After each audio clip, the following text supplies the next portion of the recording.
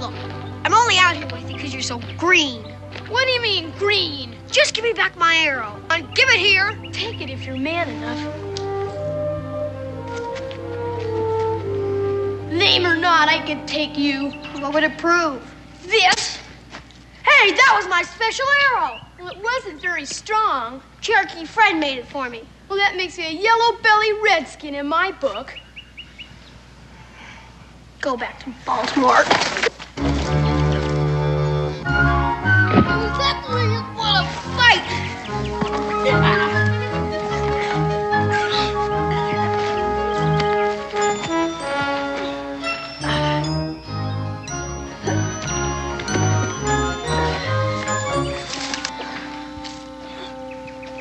Don't eat him, Mr. Dobb.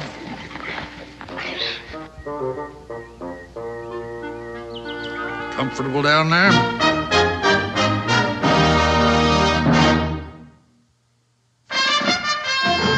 Daniel Boone was a man, yes, a big man, with an eye like an eagle and as tall as a mountain was he. Daniel Boone was a man, yes, a big man. He was brave, he was fearless, and as tough as a mighty oak tree. From the coonskin cap on the top of old Dan to the heel of his rawhide shoe, the rippinest, roaringest, fightingest man the frontier ever knew. Daniel Boone was a man, yes, a big man, and he fought for America to make all Americans free. What a Boone wanted to do and what a dream come true was he.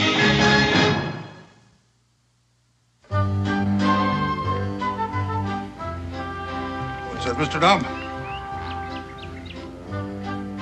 Yeah, it brings back the same thing to my mind. Who are you talking to? Mr. Dobb. Where is he? I don't see anyone. Well, how many could see you if you were over 2,000 years of age? 2,000 years of age? Do you remember about the prophet Elisha? You mean from the good book? Yeah. He went around curing polluted wells and springs so that people wouldn't die of thirst and the cholera. He inherited the prophet Elijah's mantle. He went around doing some hocus pocus of his own, by and large doing good and throwing in some free amusement. Remember what happened then? They ran him out of town.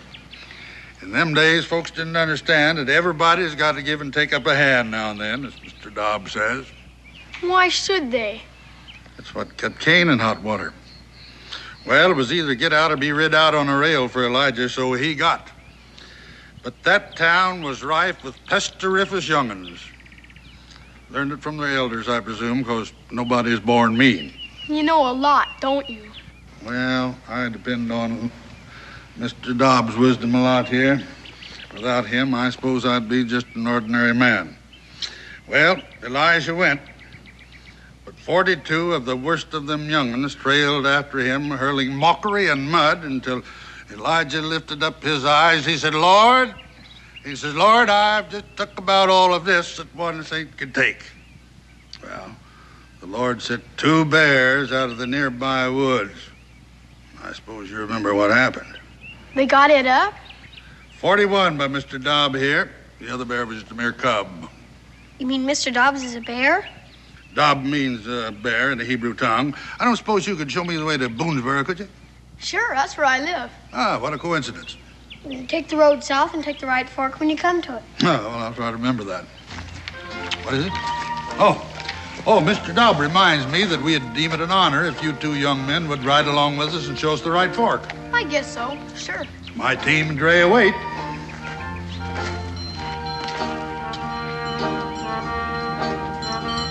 Is that your team and Dre? Yep, if you'll find places for yourselves.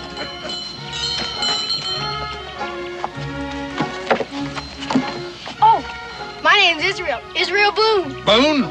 My dad's Daniel Boone. Never heard of him. Up with him. My name's Joe. Joseph Montgomery Jr. My dad's a sea captain. Never heard of him either. Up with him.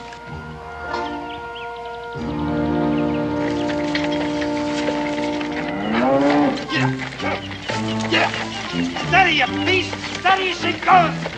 Easy there! There! There now! Hold still now! Jump! Come here, jump! Come here! Now hold still! Hold it!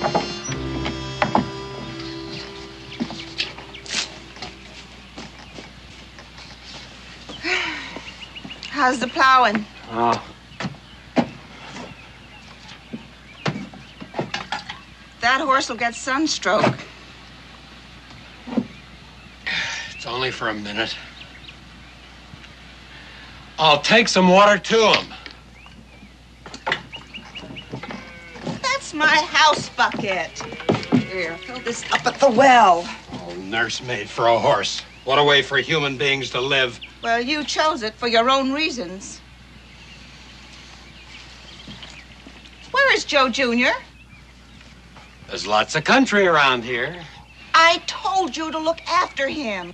I tell you to let him be a man. He is still a little boy.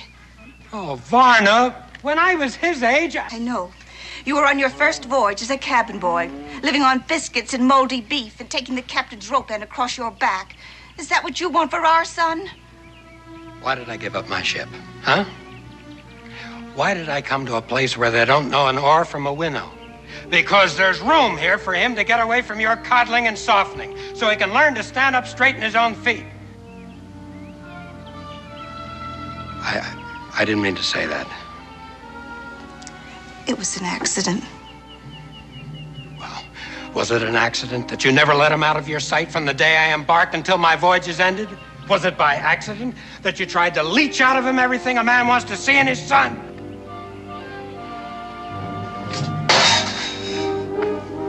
What are you gonna do? Explore Kentucky for him? You won't find him. It's too big. On Springfield Mountain, there did dwell a lovely youth, I knowed him well. Re good today, way, read today, way, to the day, read to the new. This lovely youth one day did go down to the meadow for to mow. Re good today, way, read today, way, to the day, read to the new. You take the right fork.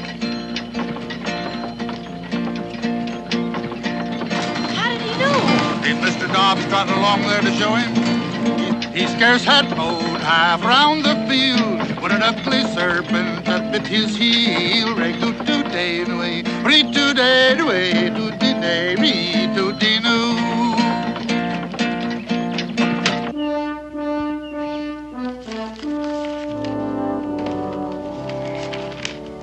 There you are, Donald. Finest land in the Western Hemisphere.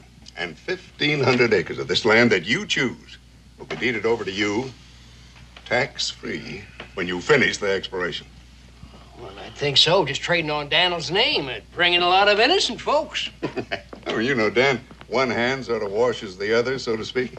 I think I'll keep mine dry. Oh, but Dan, you... Which reminds me, Cincinnati? Yeah. Raleigh? Yes, please. All right, Dan, all right. 2,000 acres. This land is not yours to deed away. Oh, well, Dan, confidentially, we have this fellow in Washington that has connections, you know. That still doesn't change anything. It's still Onondaga land. Well, the whole country was Indian at one time. Yeah, so I heard. Oh, well, now, Dan, suppose you'd have been aboard the Mayflower. Would you just have turned around and sailed right on back home? No, I wasn't there, but the reason this land is still empty is it's held sacred by the Onondaga for the Cherokee Nation. Oh, Daniel, they don't come there once in 20 years. They come there every 7th year to worship. And in the meantime, it's pretty well guarded against desecration. Bunch of unwashed red pagans, all they are. Well, they're deeply religious red pagans. And they would cleanse the desecration in the desecrator's blood. Of course, that wouldn't bother you. You just have your man in Washington send in troops and wipe out all concern. But you would get a funeral out of it that would be writ up in Journal and Gazette. Even if your widow did get skun out of her acres on the grounds that you didn't have time to finish exploring it. Oh, I don't think Mr. Raleigh'd sink that low, Cincinnatus. After all, getting the explorer killed is the only sure way he can get clear title to that land. Now, you would put in a clause protecting my widow's acres, wouldn't you, Mr. Raleigh? Oh, well, Oh, now, come on. I can take a joke as well as the next one. No, Dan, about these acres. If you want... Oh, Miss Montgomery. Cincinnatus, I was looking for my son. Joe? But Joe ain't been in here today. He's probably out exploring. In the forest? Well, there ain't nothing going to hurt him. Unless maybe he runs into somebody's trap or into a panther. A panther? Oh, Mr. Boone, what'll I do? Just a little frontier humor, Miss Montgomery. I wouldn't worry. My own boy is out bow and arrow hunting.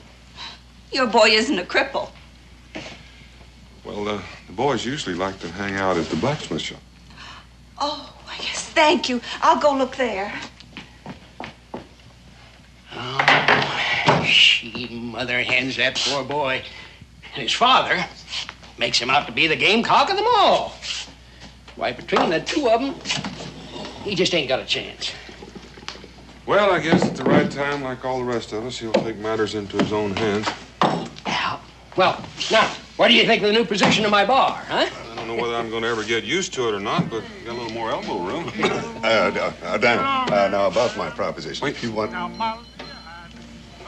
It can't be. I'll bet it is. Is who? Rudy-doo. Now, Molly had a rotten tooth, and so the poison killed them both right good today. Hooty-nay, hooty-doody-doody-doody. Hold him up there, Mr. Dobbs. See that? He didn't even touch the reins. Of course not. Mr. Dobbs says all that. Who's he? Prater Beasley. Who? Prater Beasley.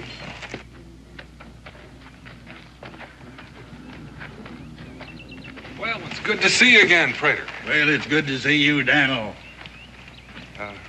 Mr. Dobbs? Oh, as always. Oh.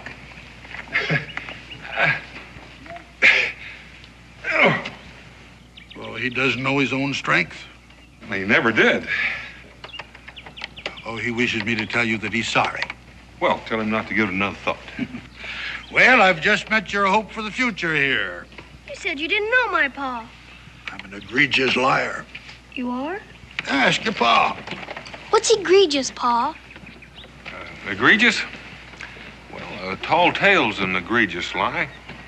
And any boy that can't find the nut of truth in it, well, he's going to grow up to be a man who lives on short squeezins. Mr. Boone, children should be taught to respect the truth. Ma, that's what he meant. Get down from that wagon.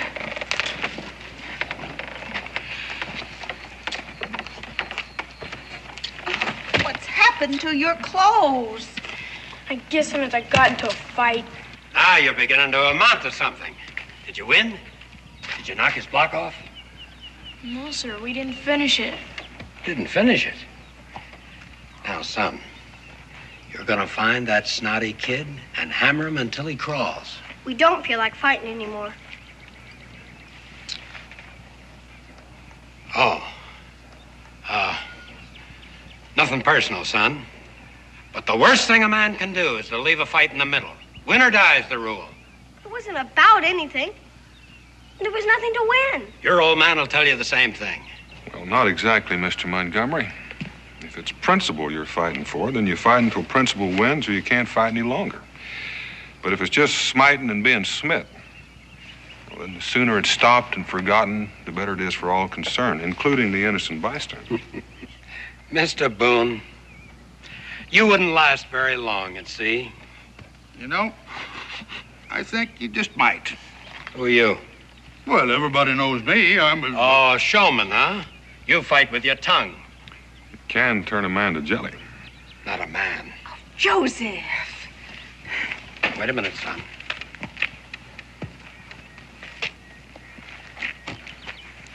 I intend to have this out. It's out.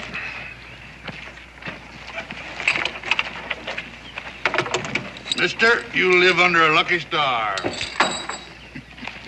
Oh, Dan. Dan, about that proposition of mine. All right. I'll make it 2,500 acres. Free and clear when you finish the exploration. And that is my last word. I wouldn't touch those acres if they were planted and the corn was 6 feet tall. What's the matter, you afraid? No, I wouldn't put it just that way, mister. No. I wouldn't have either once upon a time. And now, frightened of Indians, won't accept a challenge. Boone, you're a big man. Because once you had guts enough to open up a chunk of Kentucky, well, any man that would do the same can be just as big and rich in the bargain. All right. You go ahead and skulk. Men with the kind of guts we want are plentiful. I hope not, for their sake.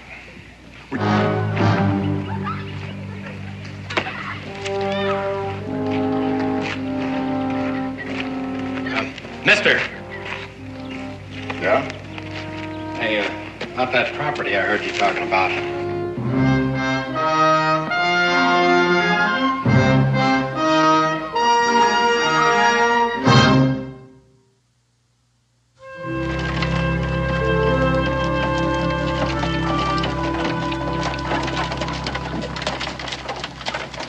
Ooh, boy, woo. Hi, young fella. Why can't I go out with them? Because. Well, here you go. No. I got a compass of my own. And a good one, too, I'll bet. It's hung on the North Star through black storm and hurricane. Well, in here's your level and your theodolite. You do know how to use one, I suppose. Well, it's not so far from a sextant that I can't navigate with it. Oh, here's your contract, young fella. You drive a hard bargain. Mr. Rowley, I cut my teeth on London factors and Chinese merchants in Canton. You know, I believe that a brave man deserves riches. I don't begrudge you 1 red cent. Oh, you do know where the so-called Onondaga country starts up there at the crest of the mountain? Don't you worry about them. No, I won't. I'm one man the troops won't have to come in for. I take care of my own fights. Glad I met you. You're the kind of fella I've been looking for. You found him. Good luck to you. Thank you.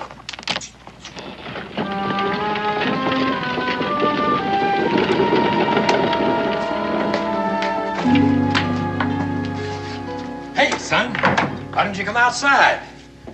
Now I've got something to show you. Now you take this and put it in a good, safe place. All it is our fortune. If what? Varna, don't try to make a farmer out of me. I never did, Joseph. I can guide a ship, but not a plow.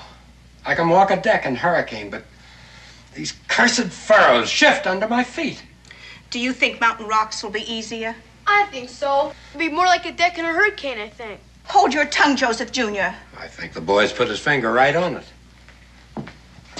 Son, how'd you like to go with me? Can I? You bet you can. Go outside, Joseph. Varna, the boy's going with me. Outside.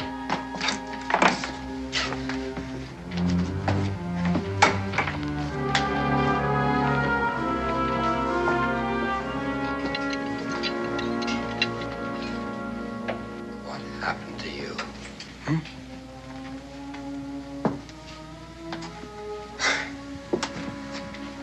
When I first knew you, you were so gay, and so pretty, and so loving. I couldn't stand being away from you, nor you from me. And now? My son's a cripple. I will protect him. I won't have a son anymore if you keep him from going with me when the time comes. Joseph. Son or a wife, neither one. I'll be done with the two of you. I'm going and no one could stop me. Oh, landlord, fill the flowing bowl until it doth run over. Landlord, fill the flowing bowl until it doth run over. For tonight we'll merry, merry be. For tonight we'll merry, merry be. For tonight we'll merry, merry be. Tomorrow we'll be sober. He who kisses a pretty girl and runs and tells another.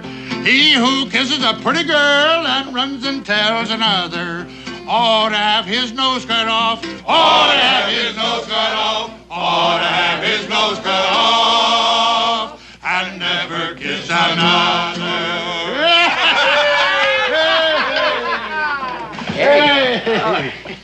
Mr. Dobb,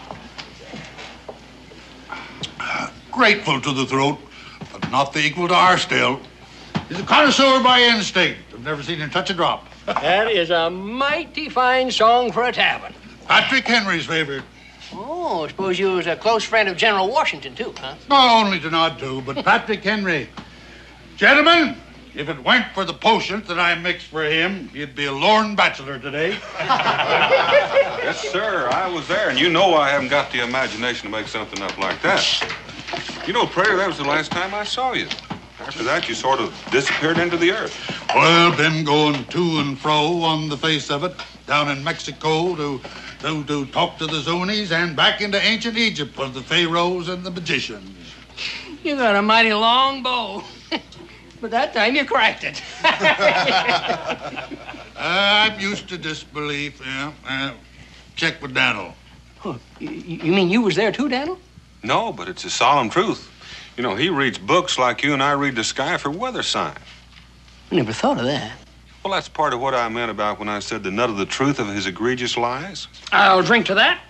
Prater Beasley, you will be missed when you leave here, and that is solemn truth. Well, we ain't going. Mr. Dobb and me's a little bit weary of going to and fro. For this century, anyway. We're settling. In Boonesboro? No finer place for healing herbs and simples. Prater, I can't tell you how happy that makes me. And me, I'm going to tell you why. Because I just happen to have in my possession a cabin which is just made for you. And due to circumstances which I ain't going to mention, I can offer you a real bargain. And I'm sorry. Mr. Dobb and I already have a living place. Well, who'd you buy it from? Matter of fact, we didn't. There's a high hill just north of here. Indian Mountain. That divides us from the Onondaga sacred ground. Yes, and just this side of the dividing line, there's a splendid large cavern. Bear Cave. Is that what they call it? I near lost my life up there once. I come on a she-bear with cubs. I remember that. That was about 6 years ago. Well, you know the funny thing? There hasn't been a bear up there since. All right. Now, if a man your age wants to sleep out there in the winter damp, there's not much I can do for you. But there is something you can do for me. What? That span of mules and that dray, they're just going to be in the way if we're going to remain here. Well, I got just the customer for you. I'll get more out of them than you ever thought was in them. Well, fine. I'll get some more squeezings. Yes, Mr. Dobb? Oh, be glad to sing it for you. Yes. On Springfield Mountain, there did dwell a lovely youth. I knowed him well. Ray good today, way, read today, way.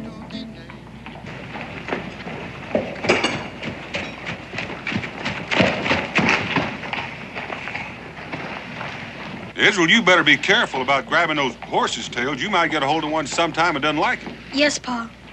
Don't wander off. I won't be too long. If it's all right, I'll just mosey around. I'll find you when it's time to go home. All right, Pa.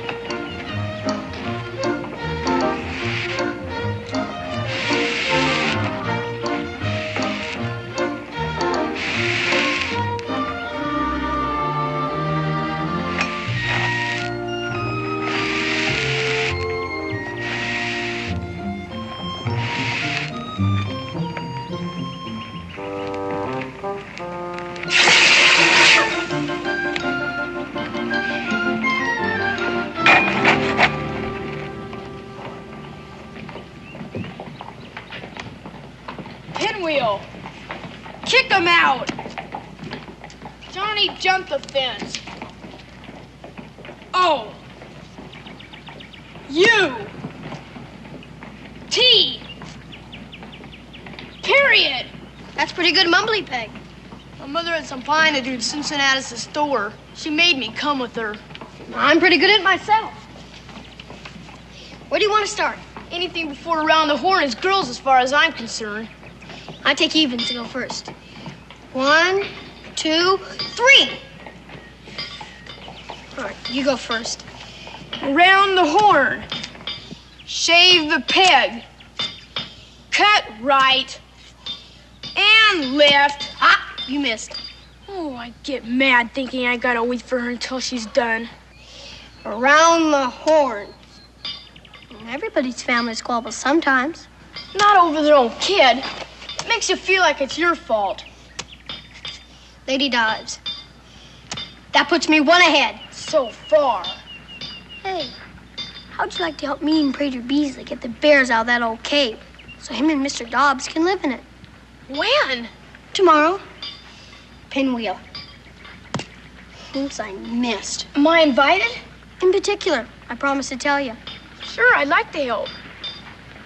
Israel, it's time to go. We'll finish this up some other time. Oh, Mr. Boone. Me and Israel are gonna help Prater Beasley get set of the wild bears. No? Do your folks know about it? Papa just said he'd make a man of me. Better ask anyway.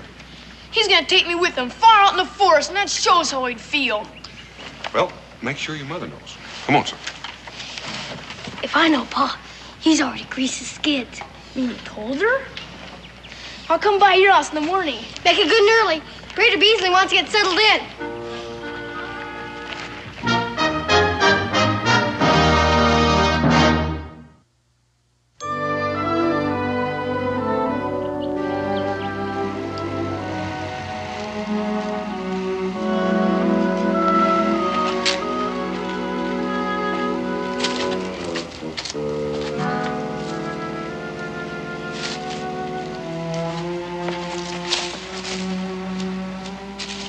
Tread softly, boys.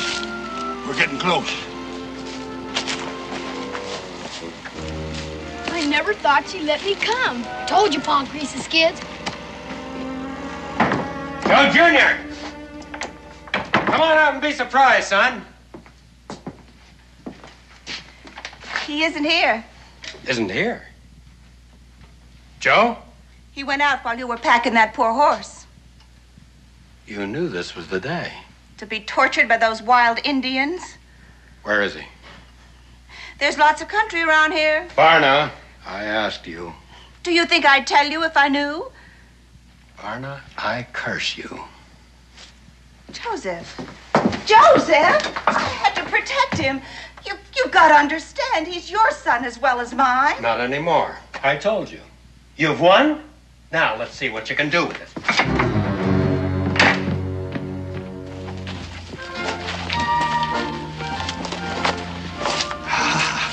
There she lies.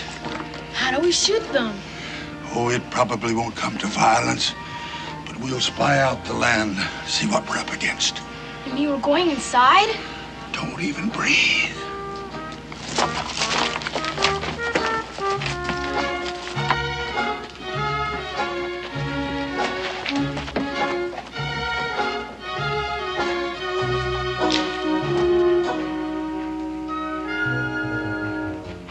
Come on, boys, all's clear. Well, make yourselves to home. Well, Mr. Dobb has taken care of all. I wondered where he was. Look at him curled up around that still as if butter wouldn't melt in his mouth. Not that I've ever noticed butter melt in his mouth. Boy, look at this war drum. Hold it! Hold it there, young Boone. Well, that's an Onondaga beat. And this is a Sioux war drum. It was given to me by running antelope. Here, hold my pipe. This drum has called many a brave to battle.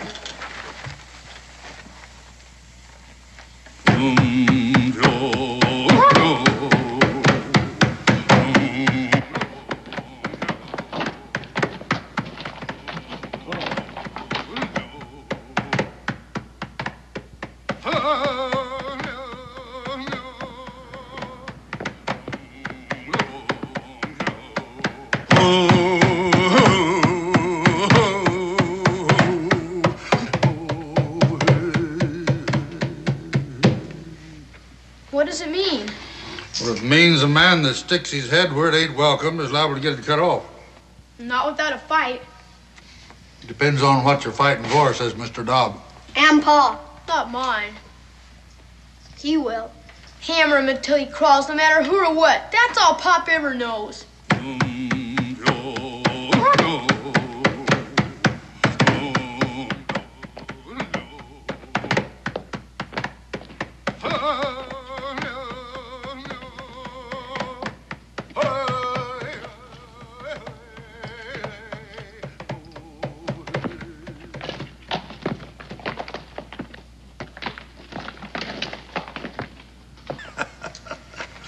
What's so funny?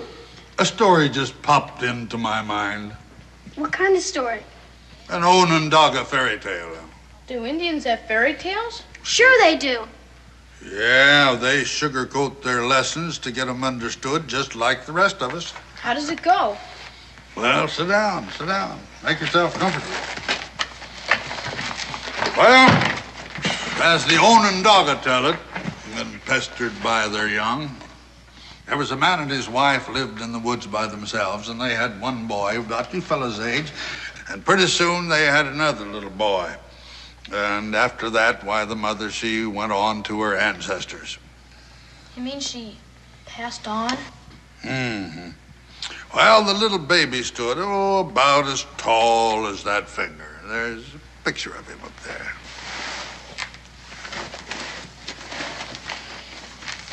You mean this one? Yes. What could they do with him? Well, his father didn't know. He didn't even know if the poor half-orphan little tyke would even live. So he put him in a peckerwood hole in a holler tree. All alone?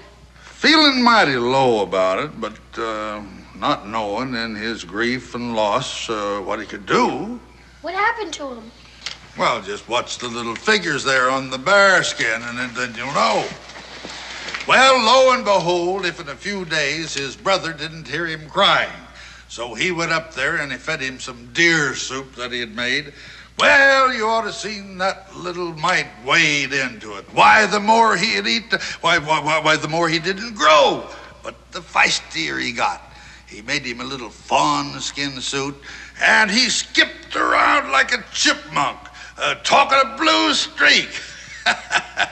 He must look just fine. Sure he did. Well, his brother took him home. He didn't want to stay at first, thinking his father didn't really want him on account of how he had been treated.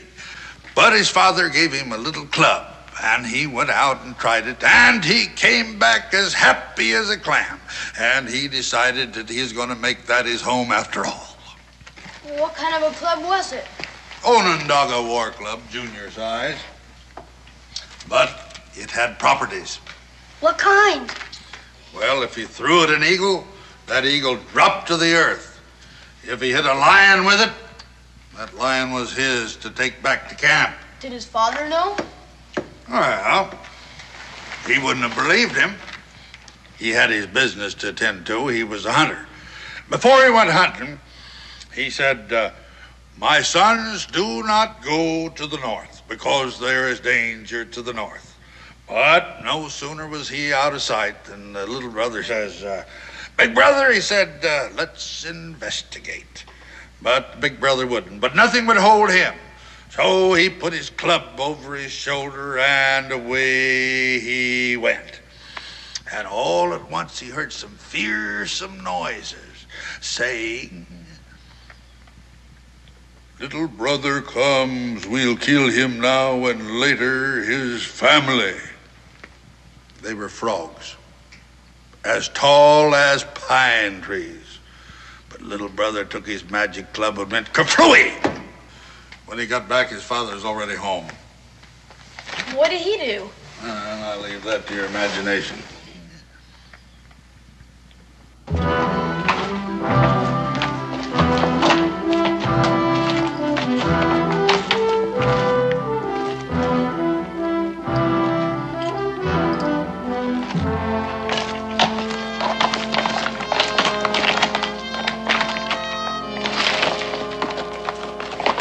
This time it was the South. And this time he took his brother along with him. I knew he was going to, didn't you?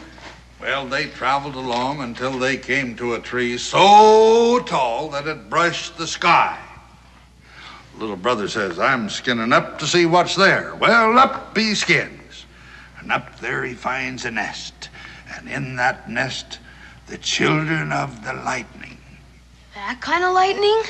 Yes. As hard and as glittery as diamonds, sharper than two razors, and hotter than the hottest fire. Dangerous. Most dangerous. But little brother, he hit him with his club, and down they come. Howsomever. Old Man Lightning saw him falling. And he thundered, and he roared. And he came through that storm like lightning. What happened? I gotta get some potion for this rasp.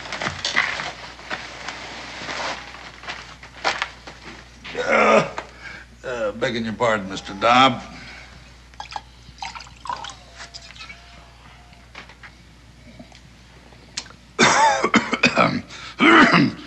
Now, that's a potion.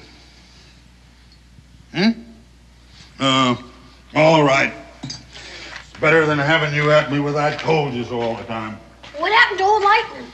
Well, little brother had to hit him twice to vanquish him. Is that the end? No, next his father warned against the east. And no sooner was he out of sight than there was little brother in the east, tangling with a giant they called Stonecoat because his jacket was a mountain that he'd carved out. A whole mountain? He was of that size, but little brother's club prevailed. When he got home, though, he told about it and he got the licking of his life for fibs. He didn't fib. Oh, no. Many, many years later, his father saw the mountain that was Stonecoat's coat. Stone Mountain, they call it now, and handsomely apologized. But then little brother was a big chief. How did he get to be? He still had the West ahead of him. That's right, and in its way the worst of all. Because there in the most beautiful forest living man had ever seen lived the most unbeautiful of all beings. Head bigger than 2 buffaloes, meaner than a poison snake, and he gambled. Gambled with all who came by for their lives. And never had he lost since time began.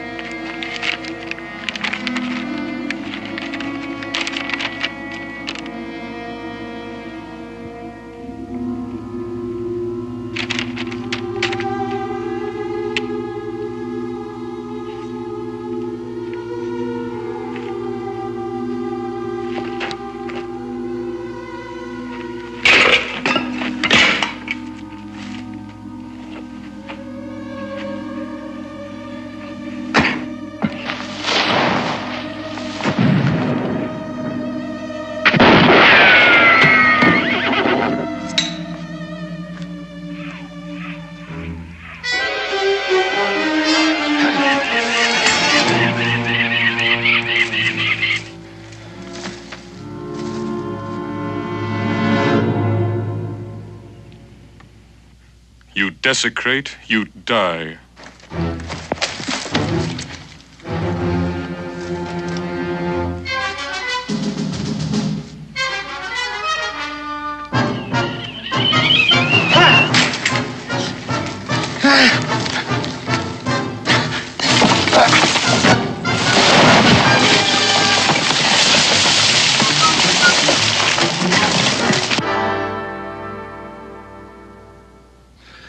Afterwards, little brother, he let loose all the men that the gambler had there to hold them until he could take their lives. And the prisoners were so happy, they asked little brother to stay on as their chief. And he did. Well, not right away, no. He thought about it this way and that way, and finally he said that he'd be honored if they'd let him bring his relatives. And so they did. And I guess if we could find that forest right now, we'd find all those people living there with little brother. That's a good story. I'd like to have a club like that. Oh, you would? Well. Here we are. It's all yours. Take it along. Thank you very much. Thank you. Thank you. All right, boys, out of the way. I got work to do now. Get along. You work? Well, yes. Mr. Dobb here is a great physician, and I mix all of his medicines. Thanks for the story. You're welcome. You don't suppose my club has properties? It has the properties that you find in it.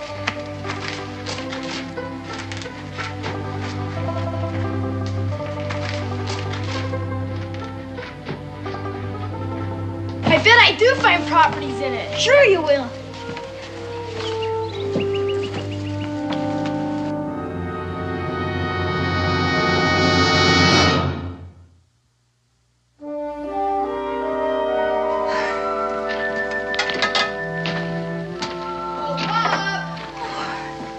Joe, are you all right?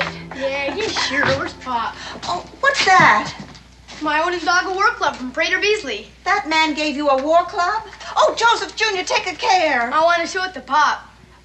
Your father isn't here. Is he still out in the barn? No. You sit down. Your lunch is ready. Where is he? At the fort?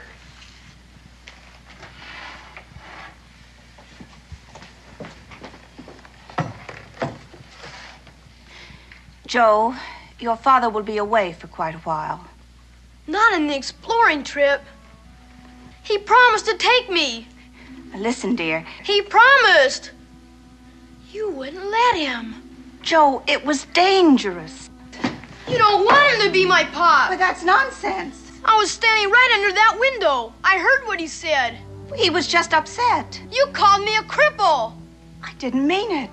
Not like you make it sound. Joe, now we have to face it. You're not like other boys. You can't do what they do. I can do more. Where are you going, Joe? I'm going to catch up with my pop. No, you're not, Joe.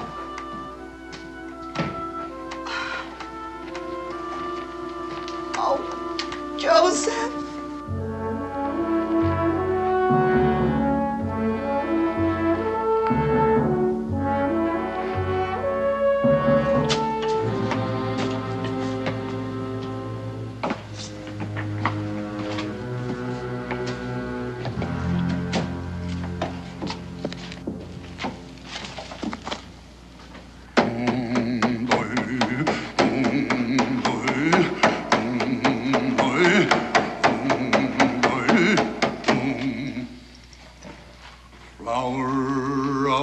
Dogwood now come, flower of the dogwood now come.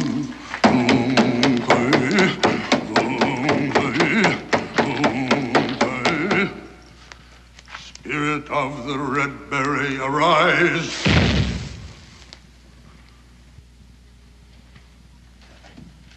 What's that, Mr. Dobb? Oh, what brings you back here, boy? Did you forget something? Just came to say goodbye. Going exploring with my pop. Oh. Not in the Onondaga country. We're not afraid of those old Indians. Besides, I got my club. Hmm. Well, Mr. Dobbs says we ought to strengthen it up a little bit for you then.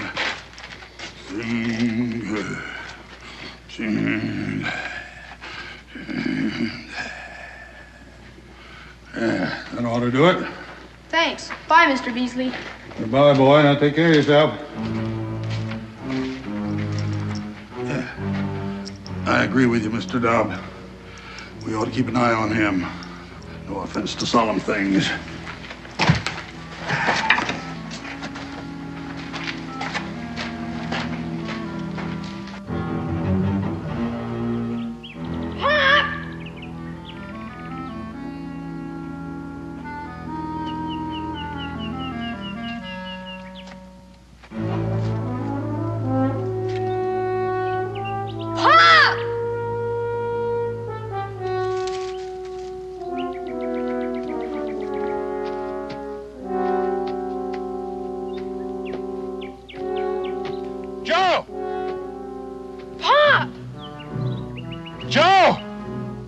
Son, go for some help!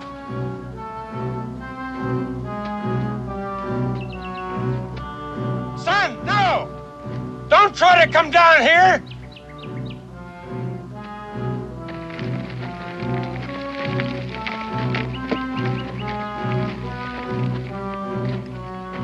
Joe, do what I tell you!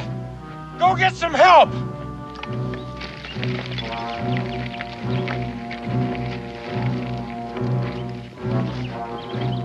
Don't try it!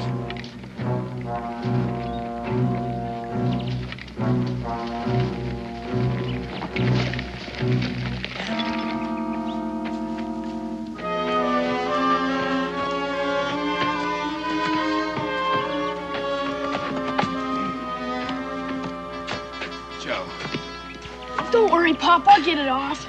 Why didn't you listen to me? You could have fallen and hurt yourself coming down there. I was all right.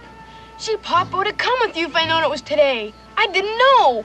I wanted to be with you, Pop. All right, never mind, son. Come on, let's try it. Yeah.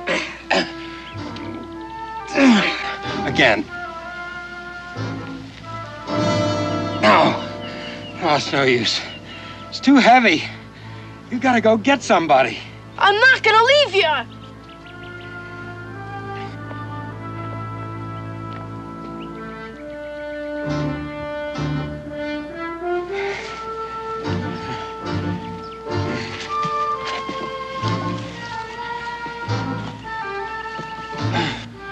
You're right, Mr. Dobb. It would be blasphemy to interfere.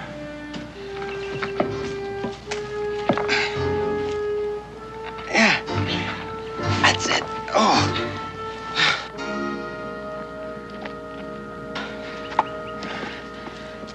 All you gotta do now is stand up.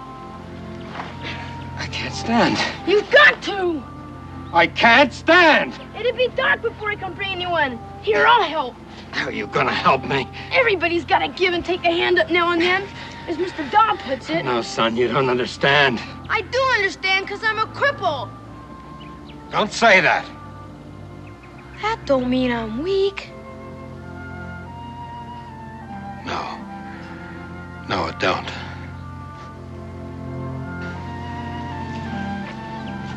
Here, I'll lean on this. You lean on me. Put your hand on my shoulder. Thank you, son. We'll make it between the two of us. Well, maybe I can help. Which leg is it? This one here? Yeah. Well, we'll see to it. Well, you won't need that anymore. We'll leave that for the Onondaga. He'll understand. But you said I'd find great properties in it. Well, you found them. Confidence, friendship, and the courage to know yourself. Now, we'll leave it. Another little brother may find the use for it. Well, come on, let's get aboard. Let me help you here.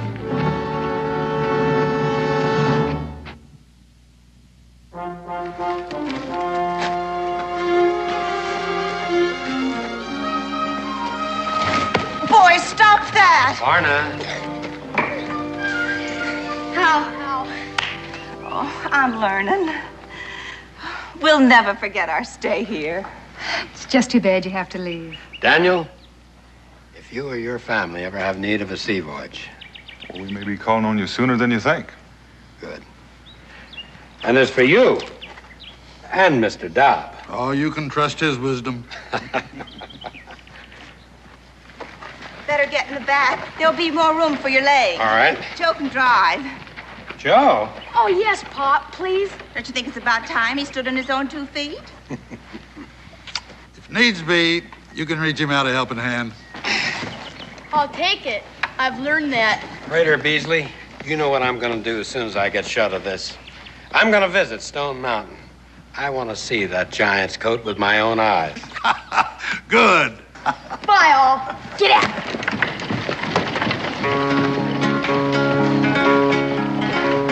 If ever I get married again, it'll be for love, not riches. I'll marry me a girl about 2 feet tall so she can't wear my breeches. Her inktum dinktum Terry, her eyes were blue and her cheeks were brown and they called her Devilish Mary.